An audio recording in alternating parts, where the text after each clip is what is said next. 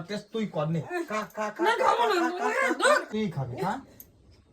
তুমি কিন্তু ভালো খাও। ভাল লাগছে না, দুদিন পর আসলাম, খিদে লেগে গেছে, ঘুমাবো, ঘুম পাচ্ছে। এই নাও।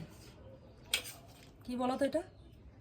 ওই একটা রেসিপি দেখেছিলাম ফোনে ভিডিওতে, তাই গোটা গোটা বেগুন